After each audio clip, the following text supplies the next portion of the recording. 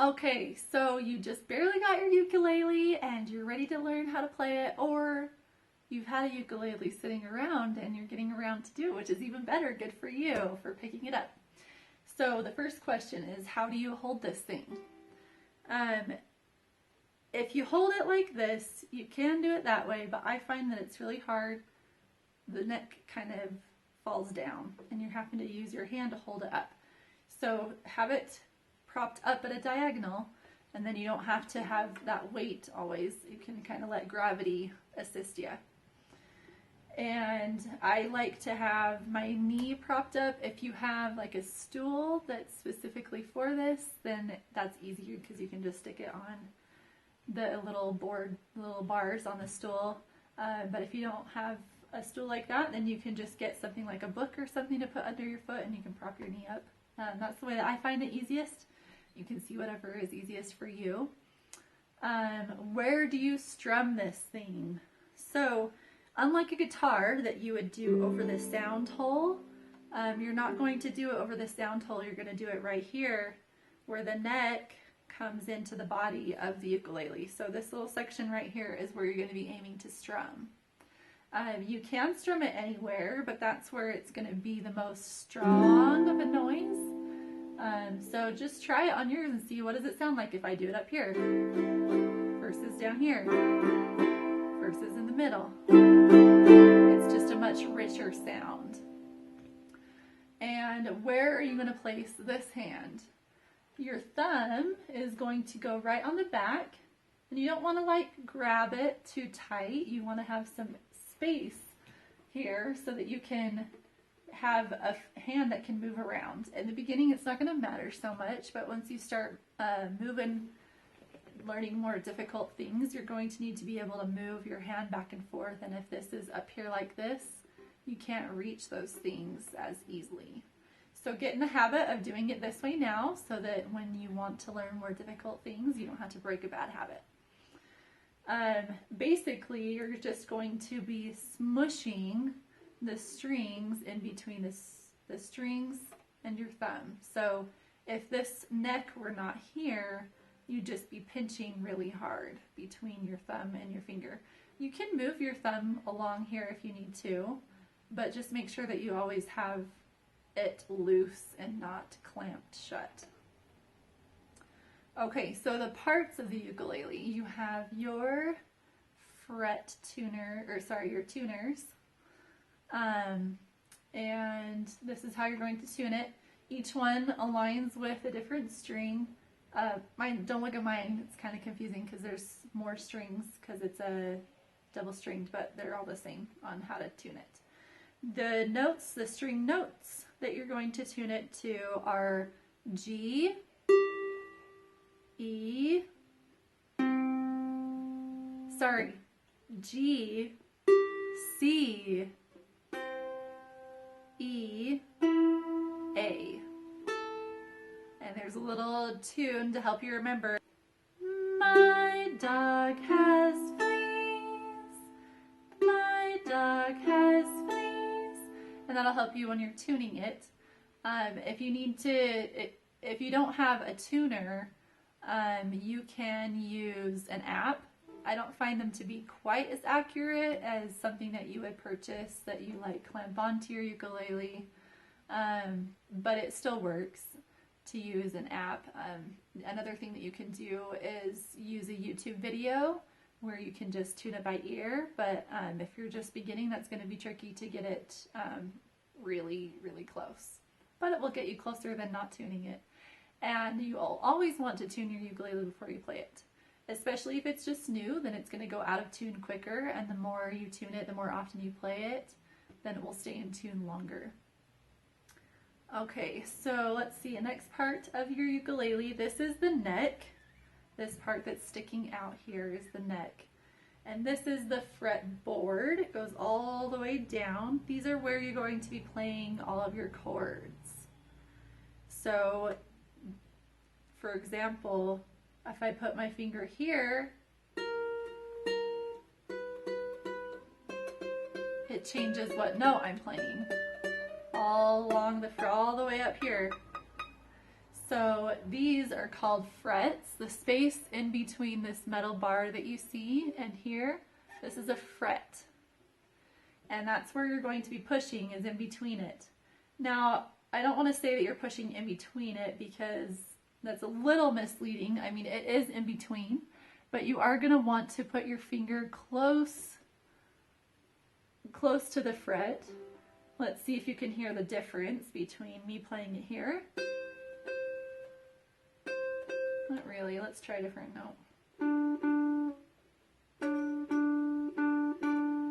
If you play it back here, it's not as clear as if you play it right next to the fret. Then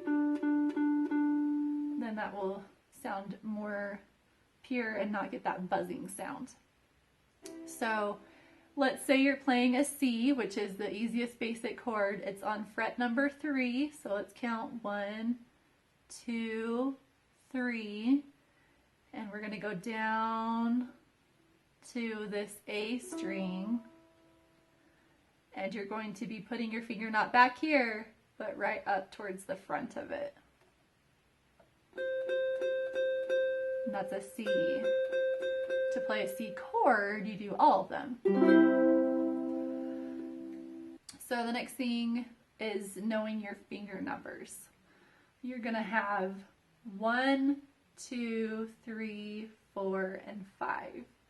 If you watch any videos that you see, or if you're reading the music in a book, it's going to tell you what number on the chord or on the note, and that'll tell you which finger to use on that specific one. It matters because let's say I'm on C, instead of using my first pointer finger, if I need to go from here to an F, then I have to go over here kind of crazy. Maybe a better example is if I used my pointer finger to do an A minor, and then I had to switch to an F, which happens a lot, I then had to go like that. But if I use my second finger, which is the correct way to do an A minor, then I can just add that right there. So it does matter which fingers you're using to place on what strings. Some chords, you know, there's a little flexibility, but a lot of them, there's a right way to do it and the wrong way to do it. So when you are pushing down, you don't want to have a flat finger. That's going to make it so that I mute other strings. So let's see. Now you might not have heard it there, but if you play each of the strings individually, you can hear that I'm muting one of them because it's touching it. And sure, you could slide it down, but still, if you're doing it here, then that's going to touch it here. So you need to be using it your tips of your finger. Now, you're going to get calluses that'll help. At first, it's going to hurt if you play a lot. As you play consistently, then you can be able to work that time up higher and higher. This is my beautiful pointer finger. It's got lots of calluses on it. Right now, it's a little crazier than normal, but yeah, it really helps to have calluses. These ones aren't so crazy looking, and they have calluses too. Let's see, what else have we got here? Where to put your finger. So yeah, you want to make sure that if you're looking down, someone would just see this part of your finger flat, and they would not see your fingernail. Don't want to see fingernails, want to see knuckles. Well, not necessarily knuckles, but in between your knuckles. Okay, so the numbers of the strings, a lot of times people will refer to them as whatever letter they are. So G, G, C, E, A, or 4, 3, 2, 1. Here's another way you could think of it. They will sometimes have it numbered. So if somebody says the first, or in a book, if you see a first finger on the first fret with your first string, where is that going to be? So first finger, 1, 2, 3, 4, 5. So first finger, first fret is going to be this one. 1, 2, 3, 4, 5. So first fret. And the first string, 4, 3, 2, 1. So this one here, the A string, is going to be your first string. So this is first string, first fret, first finger. And this note is a C7, if you're curious. Okay, let's see, what else have we got? Your fingers are going to be kind of weak at first. There's nothing else that you do on a regular basis that's going to put your fingers in awkward positions like this or like this, and it's going to feel really awkward at first. As you get going, it will feel more comfortable and it will become muscle memory, so you don't have to think about it so hard.